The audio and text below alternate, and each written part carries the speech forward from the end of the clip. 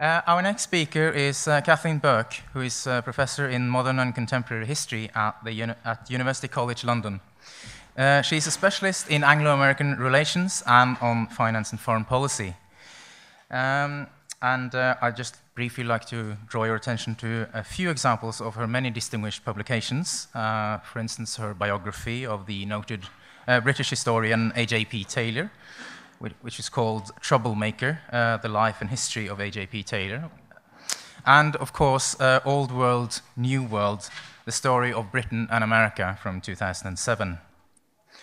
Now, we're on the sort of home stretch of this conference here, the weekend, and, of course, the whole seminar.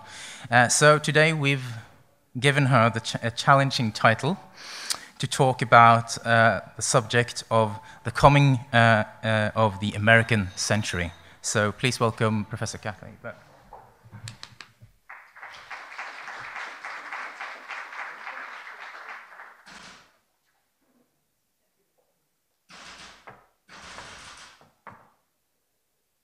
That sounds an awful lot like machine guns. How appropriate.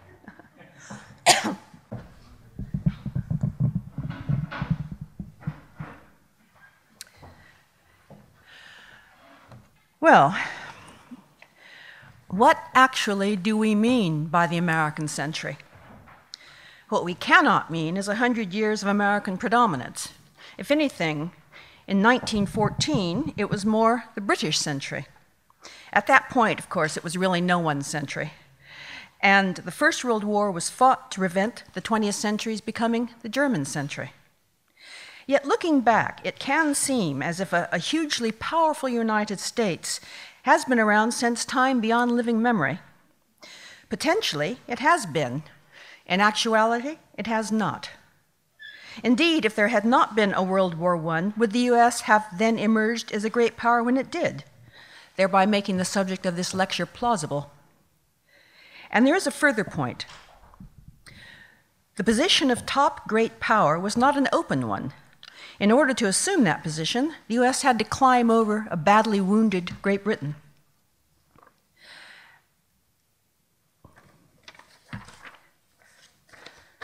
Sorry, I'm actually getting ahead of myself, or my fingers were getting ahead of my mouth, essentially. That is, the American century had to replace the Pax Britannica. And therefore, a strong theme of this lecture must be the often difficult relationship between Great Britain and the United States. The characterization of the 20th century as the American century came to wide public notice, or at least in the United States, in 1941. And the source was an essay published in Life magazine on the 17th of February, 1941, whilst the US was still neutral, by Henry R. Luce, the publisher of Life and co-founder of Time magazine. In it, he does indeed claim that the 20th century was the American century. Can you hear me? I can hear me. It's going back. But he does castigate his fellow Americans for refusing to grasp the power and responsibility inherent in this position. He writes, "In the field of national policy, the fundamental trouble with America has been, and is, that whereas their nation became, in the 20th century, the most powerful and the most vital nation in the world, nevertheless, Americans were unable to accommodate themselves spiritually and practically to that fact. Hence, they have failed to play their part as a world power, a failure which has had disastrous consequences for themselves and for all mankind.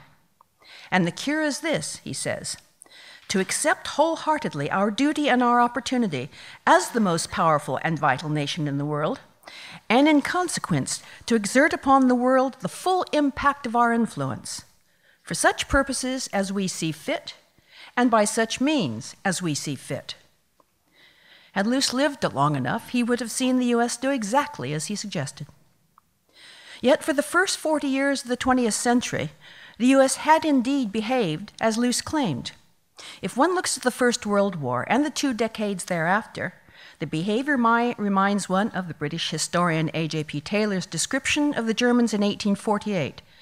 German history reached its turning point in 1848 and failed to turn. Why did the US not join the war in 1914? And why did she join in 1917? Why did she still fail to turn and join the active great powers in the interwar period? And finally, why did she decide during World War II that the 20th century was indeed the American century, when she could virtually reshape the world in her own democratic and freedom-loving image? In my teaching of the First World War back in London, I have been repeatedly struck by the students' assumptions that there was something wrong with the Americans' failure to join the fighting against Germany and Austria-Hungary in August 1914. There was undoubtedly deep disappointment in the British government at this failure. Yet there was no obvious reason why the Americans should join. And besides, the history of Anglo-American relations in the previous century did not encourage an American devotion to Great Britain, and certainly not to the extent of becoming an ally. The relationship had, in fact, followed a rocky path. First of all, the two countries had fought each other in the War of 1812, a war that is not widely known outside of the United States, even in Britain. Because Great Britain was at the time preoccupied with Napoleon, the war with the US was seen as something of a sideshow. For the US, however, and indeed for Canada, it was central. It ended in something of a draw, but the US saw it as a massive victory against Britain. This was followed by 30 years' conflict over the exact line of the Canadian-American border, a conflict which gave rise to the unforgettable Lumberjack War of 1838 and the Pig War of 1859. But these conflicts were dwarfed by the rage felt by Americans in the North during the Civil War from 1861 to 1865 by what they saw as British support of the South, and in particular by the provision of ships for use against the North. The two nearly came to blows, and it was only in 1871 that the American claims against Britain were settled. Thereafter, the two countries settled down into a relationship that was suspicious but peaceful. The suspicion came largely from the American side, which saw British power in whichever direction they turned, whether in Latin America or Canada or the Far East or even in the Western US itself. As characterized by an Englishman in 1914, quote, "Not many years ago, the self-respecting American man in the street considered himself bound to declaim against Britain and everything British. He saw her hand in nearly every disaster, domestic or foreign. He suspected her interference in every election that ran counter to his wishes. He wished her harm, intensest harm, with a whole heart. He rejoiced over her misfortunes, crowed over her mistakes, and thanked God that he was not an Englishman." Great Britain, on the other hand, saw in America a country which was becoming increasingly powerful and which shared, they thought, British interests and ideals. In an increasingly threatening world, Britain also hoped that the US would act as a world power, which meant taking on the necessary responsibilities, not just enjoying the fruits of others' work. Not for nothing can American activities with regard to China be seen as piggyback diplomacy, because whatever concessions the British won from China, the US insisted that she should be grounded as well. They cooperated in the Far East over China and Japan, and Britain supported the US in their war with Spain in 1898 and the American seizure of the Philippines. In return, the US government, if not American public opinion, supported the British side in their war with the Boers in South Africa from 1899 to 1902. Granted, there had been strong conflict between the two in 1895 over territory claimed by both Venezuela and Great Britain in South America, but it was ironed out due to an American insistence and even threats of war by arbitration. Thereafter, the two countries either ignored each other or cooperated up to 1914. Yet, by the late 19th century, even during the period of non-military conflict, many British increasingly saw the Americans as belonging to the same extended family. Our American cousins was a frequently used phrase. One particularly eloquent example of this is the comment by Arthur Conan Doyle's famous detective, or famous in Anglophone countries anyhow, Sherlock Holmes. As Holmes says in the story, The Adventures of the Noble Bachelor, "It is always a joy for me to meet an American, Mr. Moulton, for I am one of those who believe that the folly of a monarch and the blundering of a minister in far-gone years will not prevent our children from being someday citizens of the same worldwide country under a flag which shall be a quartering of the Union Jack, the British flag, and with the stars and stripes. Again, those supporting the concept of social Darwinism, which transferred the physical survival of the fittest to social, political, and military categories, saw Britain and the US as natural allies, or at least as members of the same category of winners. After all, the British Empire was the largest and most powerful empire in the world, whilst the great power of the US was rapidly increasing before everyone's eyes. Another indication of this family relationship was the setting up of the Rhodes Scholarships by the imperialist Cecil Rhodes. The best from the White Dominions and the US, and Germany at that time, were to come to Oxford to prepare them for leadership in what Rhodes hoped would be an Anglo-Saxon bloc which would dominate the world. Even Bismarck recognized the power which could arise from this link. Just before his death in 1898, when asked what was the decisive factor in modern history, he replied, "The fact that the North Americans speak English." A further indication: when Buffalo Bill Cody and his Wild West show rode into London for a series of performances, Queen Victoria decided to attend. This was her first public appearance since her husband's death a quarter of a century earlier. When the show began, and a rider entered the arena carrying an American flag, the Queen stood and bowed. The audience followed her example, and the military officers saluted. The audience, wholly unexpected as it was, the Americans were stunned. And a final example. A.J. Balfour, sometimes Prime Minister and the Foreign Secretary from 1916, stated that, quote, "The idea of a war with the United States of America carries with it something of the unnatural horror of civil war." My obvious point here is the elites of Great Britain had, they believed, every reason to assume that the US would, in 1914, stand beside the British Empire in the fight for truth, justice, and the defeat of the German Empire and her allies. How could the US, sharing British ideals, not be part of this alliance of the righteous? So why was she not? Let's look at geography first. The US was girded east and west by oceanic moats, whilst to the north and south were Canada and Mexico. In a sentence, she was not threatened in this hemisphere and could not be threatened, it then seemed, by Europe. Given that the first duty of a national government is the defense of the realm, it seemed clear that the American realm did not need defending. This meant that the instinctive reaction of both Woodrow Wilson, the Democratic president, and the other members of the administration and of Congress was to assume and proclaim neutrality. But even had the government wanted to join the war as a belligerent, public opinion would have made this extremely difficult. First of all, there were the Irish Americans, and they were an important component of the Democratic Party's electoral coalition, and they hated Great Britain. A second important part of this coalition were the Jews, who hated Russia, Britain's ally, because pogroms there had driven many of them to America in the first place. There was the isolationist vote dominating the Midwest, the origin of many congressmen who believed fervently that the U.S. should continue to have nothing to do with European politics and wars.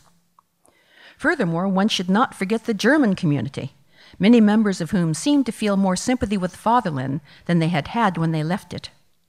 In the 1890s alone, 1 million Germans had emigrated to the United States. And finally, most Americans really did not need a specific reason. They simply did not want to be involved in a war. Therefore, if it had come to a vote in Congress, and in those far-off days, Congress, not the president, declared war, the vote would have almost certainly been no. Let us now fast forward to April 1917 and ask, why did the U.S. now join the war? There is a short answer. The U.S. now was threatened. On the 1st of February, Germany announced the presumption of unrestricted submarine warfare. And on the 3rd, the U.S. broke diplomatic relations with her, although President Wilson emphasized his desire to avoid war between the two countries. This became a bit more problematic when the Zimmermann telegram was published on the 1st of March. As Dr. Bogart has already discussed, the telegram had been sent by Arthur Zimmermann, the German foreign minister, to the German ambassador to Mexico on the 17th of January, alerting him that unrestricted submarine warfare would recommence on the 1st of February, and predicting that this would bring the U.S. into the war. Zimmerman instructed the ambassador to invite Mexico to join the war as a means of diverting the U.S., and to promise her that she would recover a chunk of the American Southwest, which had been taken from her by the U.S. in 1848. In addition, Japan would also be approached to join, with California as a reward for victory. The telegram was intercepted by the British and decoded the following day, and 3 weeks later it was handed to the Americans and published on the 1st of March. Apparently, it was not as crucial in the American decision to declare war as I learned as a student in California some years ago. What was more important was the fact that on the 17th of March, German submarines sank 3 American merchant vessels. On the 6th of April, the U.S. recognized that a state of war existed between Germany and the United States. A question which recurs is, where was President Wilson in all of this? Certainly, he would have preferred a situation in which the U.S. could impose his favorite ideas of peace at a future end-of-war conference without first having to fight. The test came when he had to decide whether or not the sinking of American merchant ships justified the U.S.'s declaring war. At stake, among other things, was Wilson's credibility. How could he defend the interests of neutrals or convince the nations of the world that they should adopt collective security and bring upon them a new world order, if he could not even be depended upon to protect his own country? He may have proclaimed that there is such a thing as a country being too proud to fight, but this would cut very little ice in the international jungle.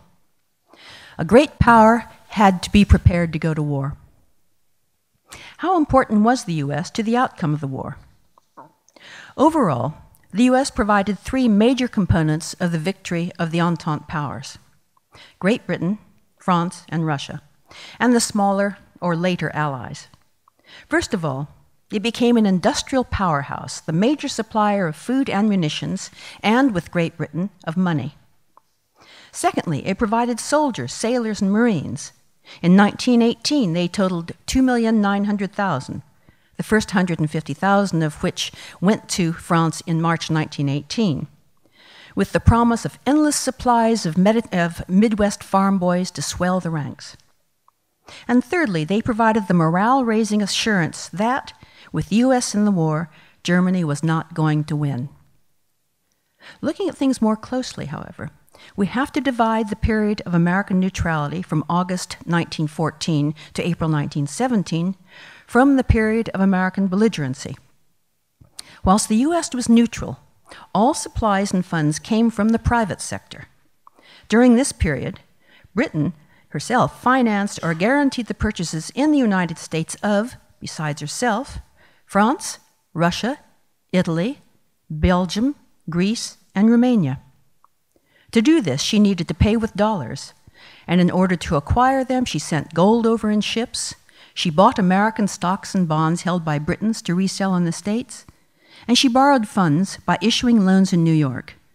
It became a staggering financial burden. The purchase of food and other supplies in the U.S. was not problematic, except for the growing difficulty of paying for them. But when it came to munitions of all sorts, the U.S. was sadly lacking in both factories and expertise.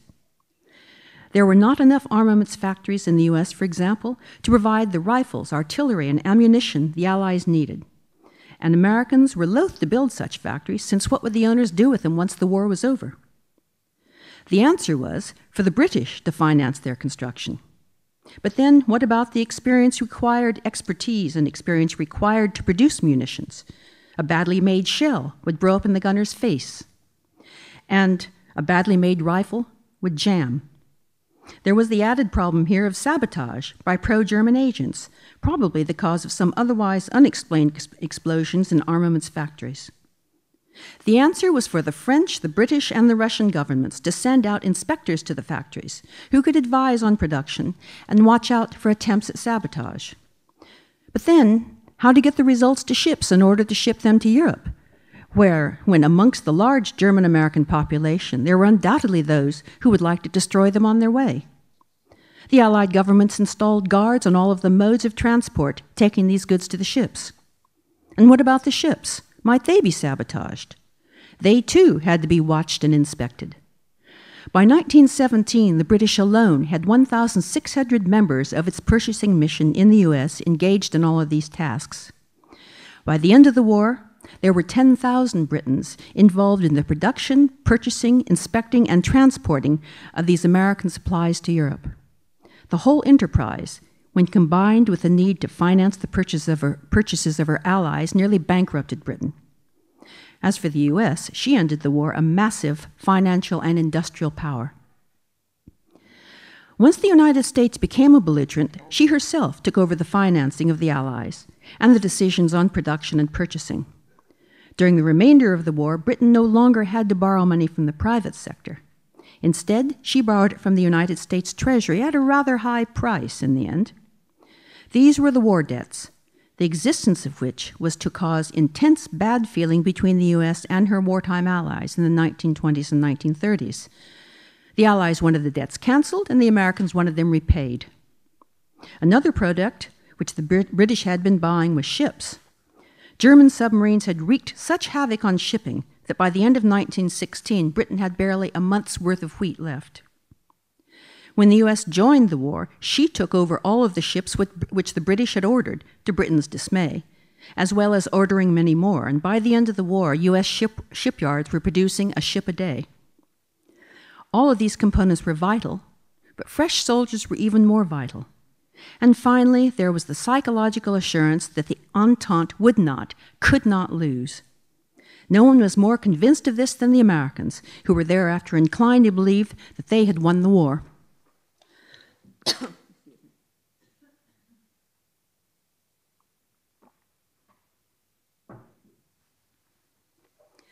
Certainly during the war, Americans, or at least many in the US government, began to think that their power was such that they could and should supplant Great Britain as the world's supreme power.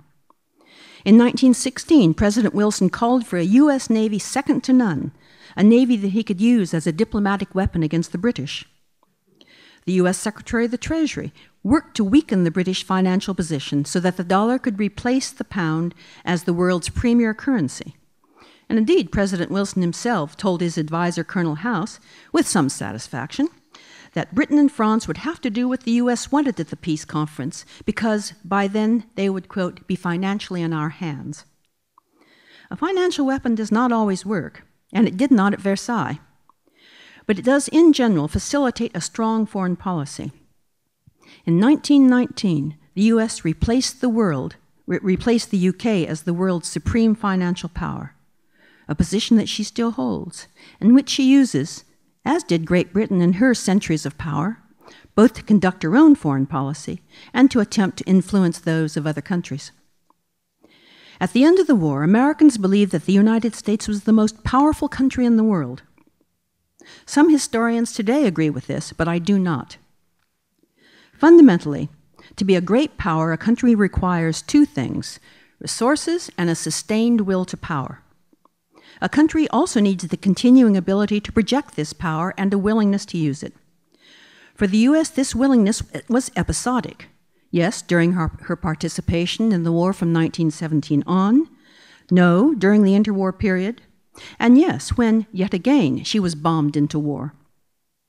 In 1920, the United States was a potential but not an actual great power. She certainly had the resources, but she did not have enough power predictably to overwhelm foreign opposition to her policies, nor the means of projecting what power she had. Both her army and her navy were smaller than Britain's, and she did not want to spend the money to enlarge them. Her intelligence service was inferior. In short, the US lacked the will to play in the Premier League. A major difficulty with seeing the First World War as the beginning of the American century is that there was another power around whose dominance was not yet quite over. This was Great Britain, who, with her empire in 1914, claimed dominion over 20% of the world's surface and 25% of the world's population. Looking back, people see the period after the First World War as one of ineluctable decline for Britain, but people at the time did not necessarily assume that it was terminal. After all, the British Empire was even larger than it had been in 1914, with the acquisition of the German East African colonies and Mesopotamia, Jordan, and Palestine after the breakup of the Ottoman Empire. She was still the only global power and continued to be the major merchant sea power. Indeed, in the mid-1920s, 1/3 of the world's merchant marine was British, whose fleet was twice as large as the American merchant fleet. Even though Britain was not a military power, in 1925 her army was only 342,000 strong, the British Army was larger than the American Army, which was only 252,000 men, nearly 100,000 fewer than the British Army. What was crucial to the power of Great Britain and her empire, and the weapon that the US saw as the biggest threat, was her naval power. The post-war naval competition between the two countries was ferocious. Great Britain believed that it was vital for her safety that the Royal Navy remain the largest naval force in the world. The US, conversely, believed that her power and position required and deserved a navy which was the biggest and best. Unfortunately for Britain, she had lost 15% of her wealth during the war and had taken on huge debts. As a result, the British cabinet was forced to cut spending drastically. High officials in the Royal Navy, seeing the ability of the US to build a ship every day, had already recognized during the war that the US, if she so wished, could build a fleet which would overwhelm the Royal Navy. Yet it came as a blow when, to the alarm and despair of the Admiralty, the cabinet decided that the strategic advantage enjoyed by the Royal Navy since 1889 was to be thrown away. In the late 19th century, because of intense and growing imperial rivalry with Russia and France, the decision had been taken that the Royal Navy was to be larger than the combined navies of the next two powers. Now, in 1919, the cabinet decided that this was no longer sustainable and that they would have to adopt a one-power standard, in effect, parity with the US Navy. This was acceptable only because the British worked on the assumption that the two countries were not going to fight with each other, and because the Royal Navy was still considerably larger than the navy of any other country. The US Navy did not agree with this assumption of eternal friendship. It was rife with dislike and even hatred of Great Britain, and many of them believed that if there was going to be a war, it was likely to be between the British and American navies. From the American point of view, there were two ways in which dominance of the seas could be achieved. The US could outbuild the British, which, given the comparative financial position of the two countries, was entirely feasible. Or the Americans could try to limit the armaments of all countries, and particularly of Britain, by international agreement. The Americans hoped to achieve this through goodwill, undergirded by implicit or later explicit threats to outbuild all other countries. Britain, on the other hand, did not believe that Congress would actually provide the vast sums necessary to build a navy larger than Great Britain's. Many in the British government, and others, in fact, saw the American pressures for disarmament as a means to achieve equality between the two navies without having to pay for it. Force the Royal Navy to become smaller, and the US Navy would not have to become larger. I will not go into details here of what was a very lively decade, much as I would enjoy doing so. But in summary, the Washington Conference of 1921-22 had two important results in this context. First of all, it set out a ratio for capital ships of 5 for Britain, 5 for the US, 3 for Japan, and 1 3/4 each for France and Italy, the so-called Rolls-Royce, Ford ratio. In the last two, France and Italy didn't get a car.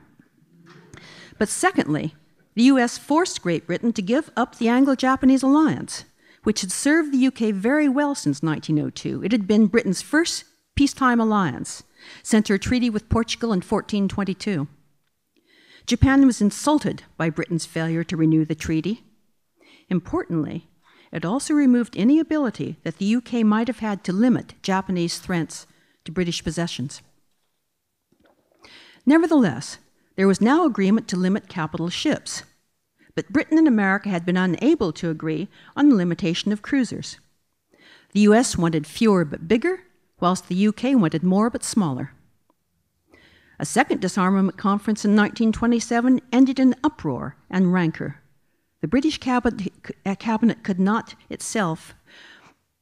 bring itself to agree to parity on cruisers, whilst the US screamed that the UK had agreed to it and was now reneging on its promise. The whole US government saw the British as sneaky and self-serving and not to be trusted. On Armistice Day, 1928, President Coolidge publicly condemned the British and called for American naval superiority. This was a threat of some magnitude. On the one hand, the British were correct in their supposition that Congress would not, even after this crisis, agree to appropriate the funds necessary to build a navy that would surpass the Royal Navy. On the other hand, this explicit threat caused the British government to reel. It wasn't just the Navy, there were other disagreements, such as over the war debts. The Foreign Office had already been drafting a magisterial memorandum on Anglo-American relations, but it was now rapidly printed and circulated to the cabinet. The opening sentence established the problem for Great Britain as it fought to retain its position in the world, and I quote, "Great Britain is faced in the United States of America with a phenomenon for which there is no parallel in our modern history.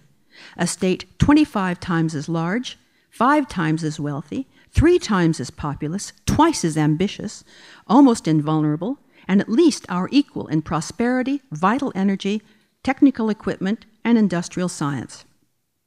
It continued, "This state has arisen to its present state of development at a time when Great Britain is still staggering from the effects of the superhuman effort made during the war, is loaded with a great burden of debt, and is crippled by the evil of unemployment. The interests of the two countries touch at almost every point, for our contacts with the United States, political and economic, by land and sea, commercial and financial, are closer and more numerous than those existing with any other foreign state." The Foreign Office readily agreed that dealing with the U.S. was intensely frustrating, but the two countries had to cooperate, given that the advantages derived from this cooperation were greater for Britain and for the U.S. In summary, Britain needed to spend a good deal of time and effort in sorting out the causes of this Anglo-American antagonism because, as the memorandum concluded, war is not unthinkable between the two countries. On the contrary, there are present all the factors which in the past have made for war between states. In retrospect, this was something of a turning point. When it came to a strict power versus power, Britain would find it difficult to prevail against the United States. What Britain had to do was to prevent such situations arising. They returned, in fact, to their pre-World War approach to cooperate with the U.S. and attempt to guide her into taking on the responsibilities of a great power without threatening British interests. During the 1930s, this meant joining Britain in trying to limit Japanese depredations in the Far East, but this the U.S. refused to do, even when Japan attacked American interests in China. The U.S., in fact, hardly had a foreign policy. And indeed, did she even want one? Suffering a depression so bad that it was capitalized, the U.S. had neither energy nor interest left to worry about faraway places of which she knew little.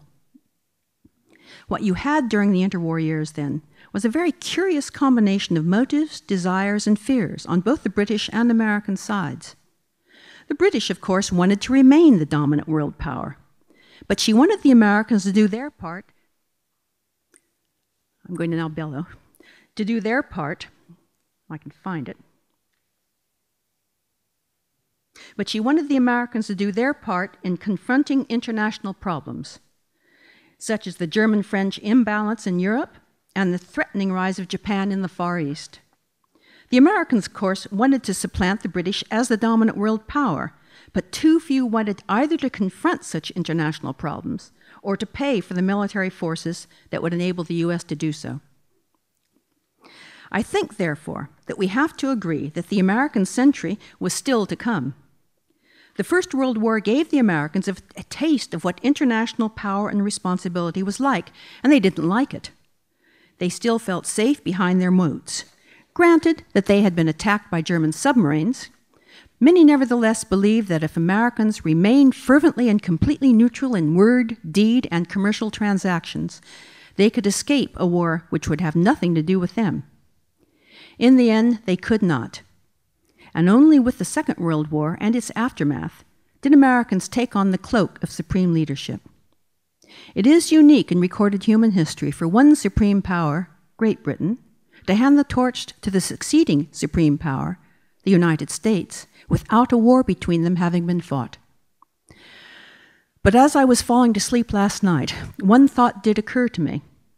Is it significant that the Pax Britannica was succeeded not by the Pax Americana, but by the American century? Possibly not. Thanks.